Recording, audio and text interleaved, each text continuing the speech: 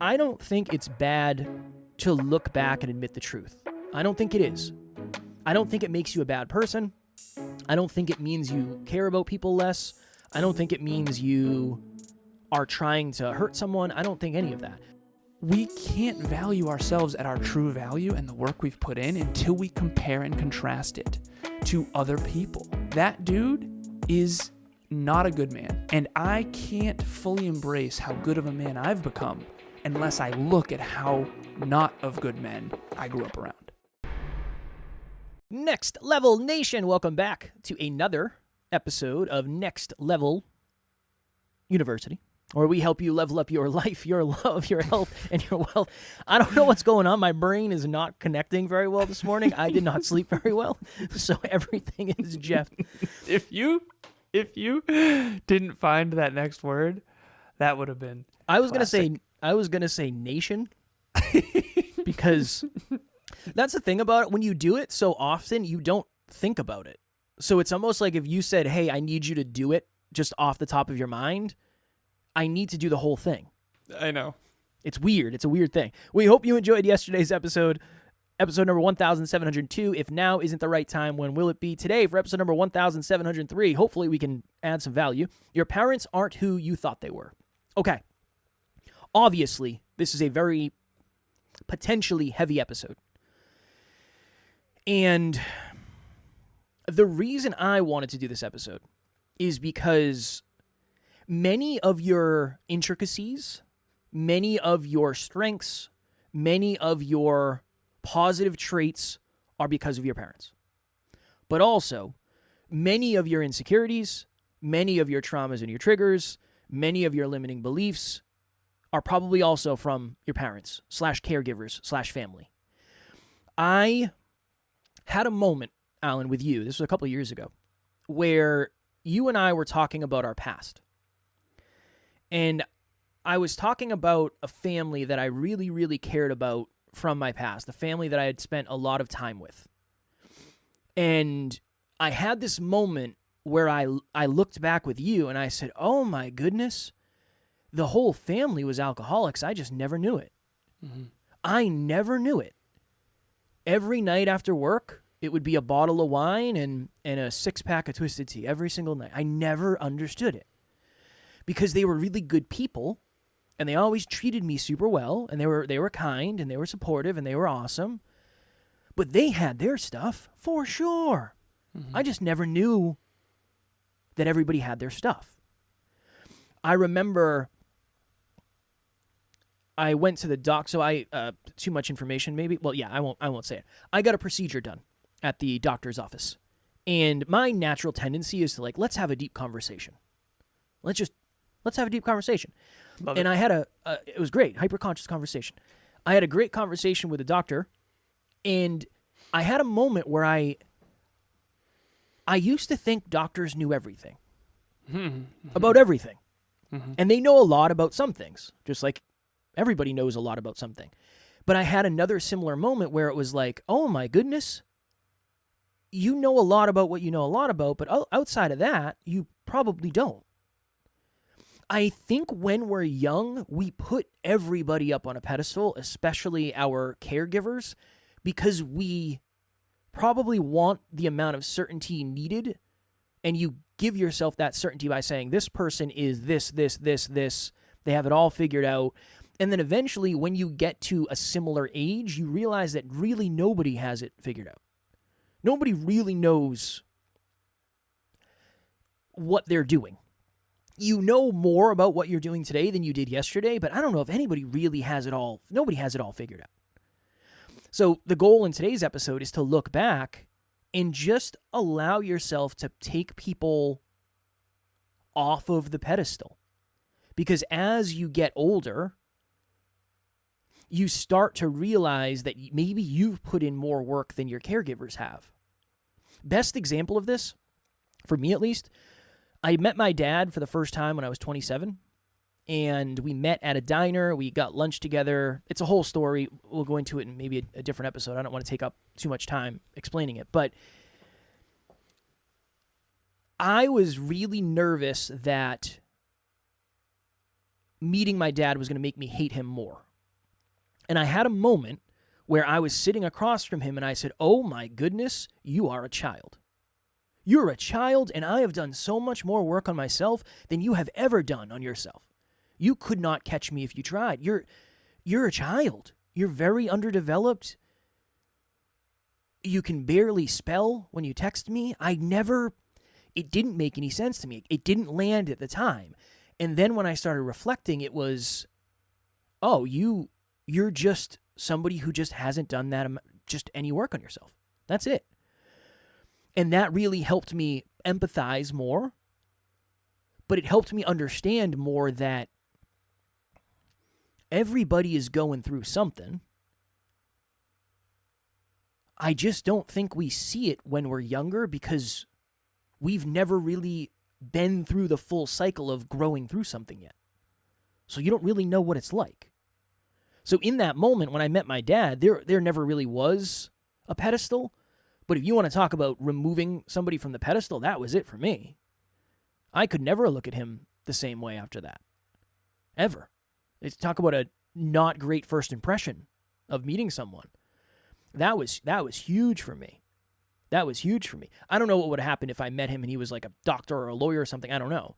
But that's a really good example, for me at least, to share.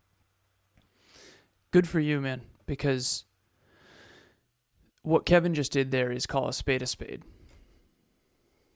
Most people never do that with their parents, and as a coach who's coached so many people, I never understood how important that is.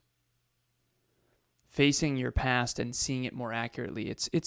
I always use this analogy. Finding Nemo came out in 2003. I rode my bike to the movies to see that movie. We were actually trying to see a different movie. I forget which one, and then we were so upset because we missed it. And we ended up seeing Finding Nemo, which ended up being the best. What a great movie. And you see that movie again as an adult. That was my second date with Emilia. I set it up and we rented Finding Nemo.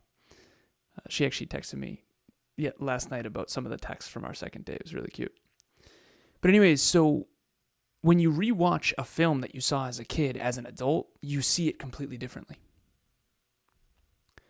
So you have to do the same thing. You don't have to do anything. You should do the same thing with your past. That's why therapy is so valuable.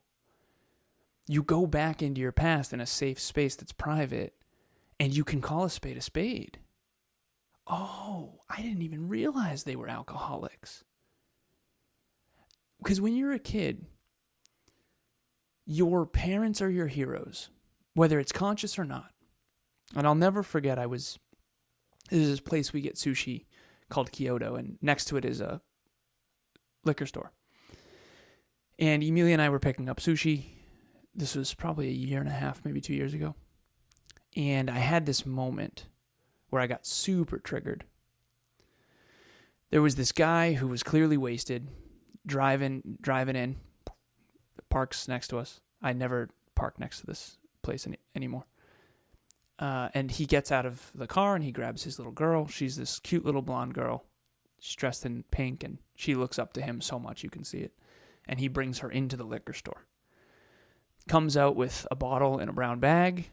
And I just had this flashback of that daughter looks up to him. He is her hero. And he is such a terrible role model. He's wasted and he's driving drunk with his daughter in the car, and he's clearly spending money they do not have on alcohol. And that gets me really triggered and emotional. I don't know whether to get angry or sad or both. But there are people in my past. I'll give you one example. No one in my past ever called this person alcoholic. Not one. And this person, I'll keep anonymous, drank an 18-pack of Michelob Ultra per day. To the point where there was actually a joke. There was a joke that was a running joke that she would buy beer before she'd buy diapers. Mm. And it was actually a joke to where everyone thought that was actually funny. And by the way, she drank less than everyone else. So when you reflect on your past, maybe it's not going to be as dark and ominous as mine. It probably won't be. But what I will say is you have to call a spade a spade. And that doesn't mean there isn't any good people in my past. I need to make that clear. There's some bright spots, but there's way more dark spots than bright spots. And I was not free until I went back and faced my past. And so if you've ever seen the movie The Lion King, it's my favorite movie for a reason. Father dies when Simba is young, and he runs away and runs from his trauma, runs from his truth, runs from his past. And then it's Hakuna Matata, which is no worries, pretend nothing matters, which is the dumbest mentality ever, by the way. And then eventually by the end of the film, he meets up with Nala, which is someone from his past, and she says, what happened to you? Why don't you take responsibility? You're supposed to be someone great. You're supposed to face the past. We're all starving, and Scar, the Uncle Scar, is ruling the Pride Lands and basically a horrible leader. It's a metaphor. And you're supposed to come and help us, instead of this whole frolicky, take no responsibility crap that gets super romanticized, by the way. And trust me, I did that for many years. Well, it's not my responsibility, so screw it. Let's just have a blast. Let's party. If you can't fix it, party.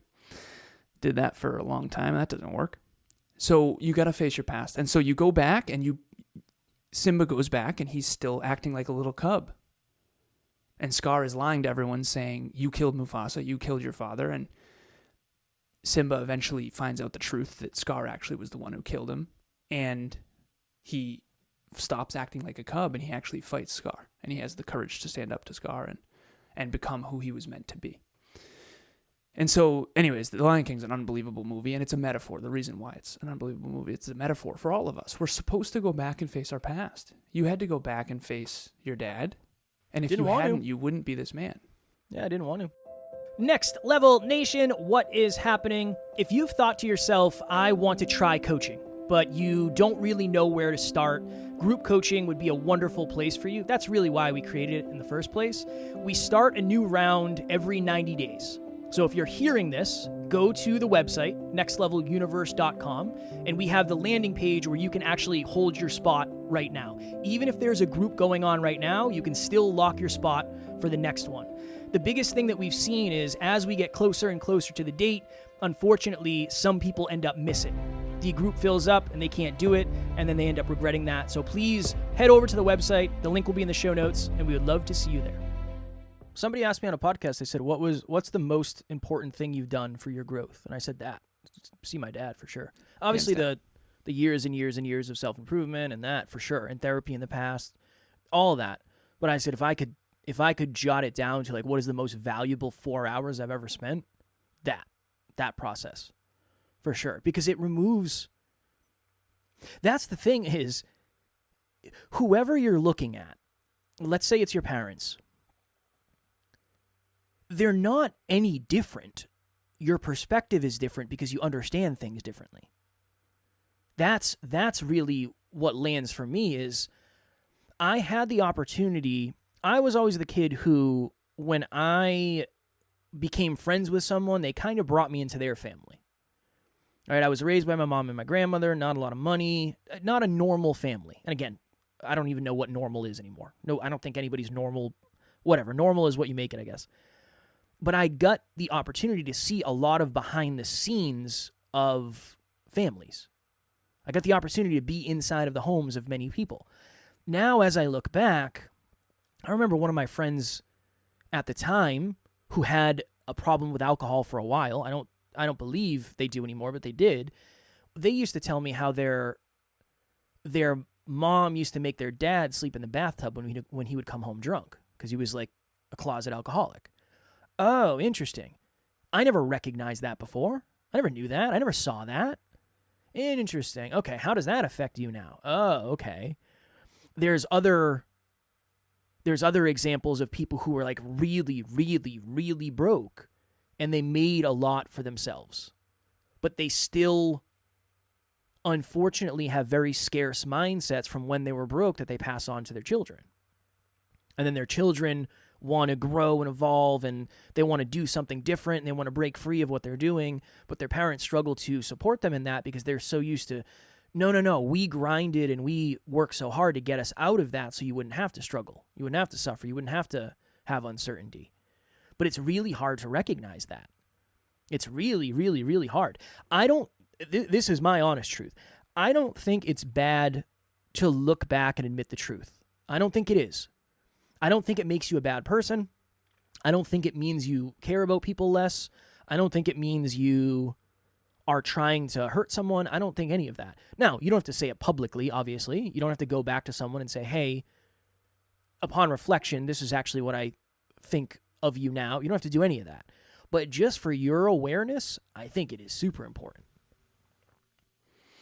Yeah, I'll give one more example. So imagine you grow up in an environment where you think the world of your caregivers as a kid. They're your heroes. And imagine they're actually very arrogant, they're reckless, and they are alcoholics. Well, that's going to create many blind spots for you in the future. What are the chances you're going to recognize arrogant alcoholics when where you grew up that's just normal for you? So it's almost like you won't value humility.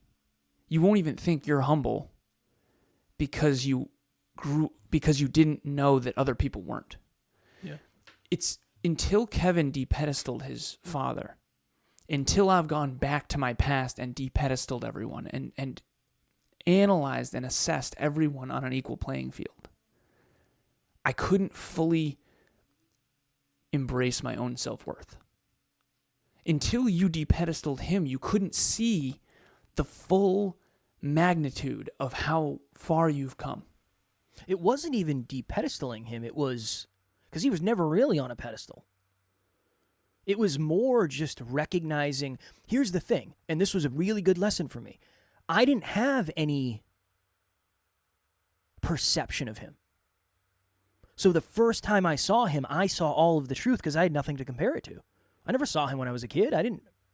This was the first time as a man I'm seeing this other man, and it is abundantly clear to me because I never had goggles on. I never had a perception. I didn't have any memories of him. So for me, it was, if we were looking at this human as a human we had never met before and we had no bond because we don't, what would we think? That is exactly what I was thinking that day. I was trying to be as cut and dry as possible, as logical as possible, because I think that was important for me to see who this person really was. But most of us don't have that. We don't have those circumstances because we're born and raised around a certain nuclear group of humans. For me, that didn't happen. So when I saw him for the first time, it was just all the truth at once. One more really good example of this too. I'm working at a golf course. I'm a busboy and I'm a cart kid. And I remember there was a golf pro, and I'll keep it anonymous. And when I was a young teenager, I think I was maybe 16, the things that you think are cool at 16 as a young man are very different than when you're 35.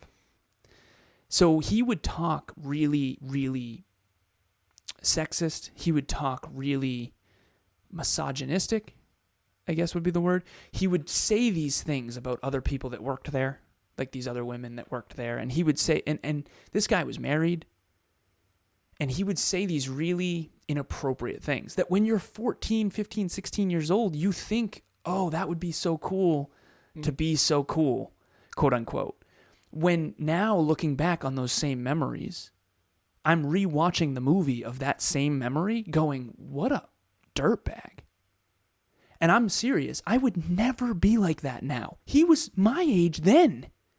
Yeah. And he was acting like that. To impress kids? Dude, I would never be like that. And so the lesson underneath that, rather than just my past, is we can't value ourselves at our true value and the work we've put in until we compare and contrast it to other people. That dude is not a good man. And I can't fully embrace how good of a man I've become unless I look at how not of good men I grew up around. And that is the truth. And so Kevin and I want to become the male role models we never had. That has got to be one of my deepest pains, but also deepest dreams. And this is how you do it. This is how you do it. You look at the hard truths, the good, the bad, and the ugly. Now, you can't just look at the bad. You have to look at the good too. I was grateful I had a job. I was grateful I was given a job. I was grateful that I was born in a free country. So you got to look at the good too. But you got to go back and you got to rewatch the movie of your own life because there's so much gold in it. I can rewatch 34 years. And if you don't have a good memory, you're going to have to work on this. But I can rewatch the last 34 years from this new sense of awareness. And I can reinvest it into my 35th year by making better choices than them, better choices than I used to make. And I think it's going to be tremendous when you look back and realize how far you've come. You are 35 years of age. But I'm in my 35th year. Okay. Well, technically this would be my 36th year, right? Because I'm already 35, so yeah. That's my thought. This is technically my 36th year, yeah. I was going to say, you're 35 and I'm 34, so you have 35 years technically, I think. To look back on, yeah. Yeah. You're right.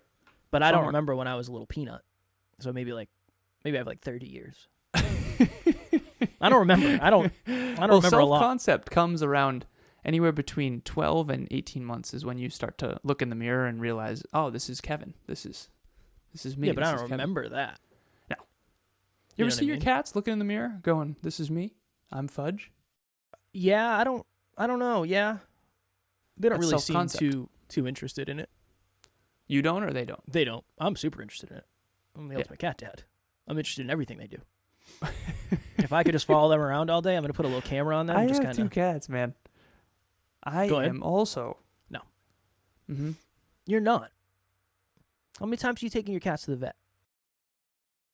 1. Yeah. 1 time. Yeah. Get on my level, son. All right, we got to go. All right. We both have meetings after this. Again, heavy one. Sit with this one. It doesn't mean you have to do anything different. I just think it's awesome to have the opportunity to look back and just be more honest. Nothing has to change. Maybe your perspective changes, and that's awesome. Maybe you look back and maybe you have more appreciation for your parents. That's another one. Sorry. That is another one. That is very true. That might be the case. I have one more thing I need to share. This very quickly. I will go very quickly, I promise. The other piece of this, when you look back, you are going to notice things you never noticed before. You're going to make connections you never made before. It's going to free you in some capacity. You're going to see yourself more accurately. What did you say right before I interrupted you? You were saying, go ahead. Nothing has to change. Your perspective has changed. Your parents might, your caretakers, the people around you might actually be better than you remember. He's lost it. I lost it. We switched from 10 a.m. to 11, from 11 to 10. Our brains are not used to this. What is the main takeaway from this for you? Because I feel like I have a main takeaway, and it's right there on the tip of my brain. Nothing is probably the way you thought it was. It was probably it was different. Better or worse, that's up to you. But when you look back now, I think you're probably going to see everything different, and I think that will empower you, regardless of what the perspective is. What would be my main takeaway?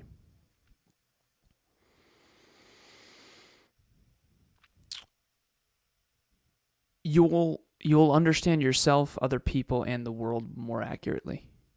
And when you do, you'll make better choices for your own future. And now that you are understanding the cycles of your past, you'll be able to break the negative ones and reconstruct your own future based on your own choices. Because a lot of this stuff is unconscious.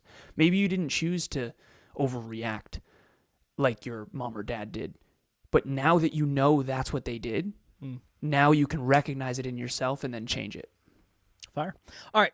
Tomorrow, for episode number 1704, similar to this episode, but different in many ways, what would younger you think of you today? I was on a podcast and I asked the host this question. I said, let me flip the script on you. I gotta ask you a question. And the host was powerful. They started crying. It was beautiful. It was a beautiful conversation. So I want to do an episode on that. We'll talk about that tomorrow. As always, we love you. We appreciate you. Grateful for each and every one of you. And at NLU, we do not have fans. We have family. We will talk to you all tomorrow. Go back and face your past. Next Level Nation.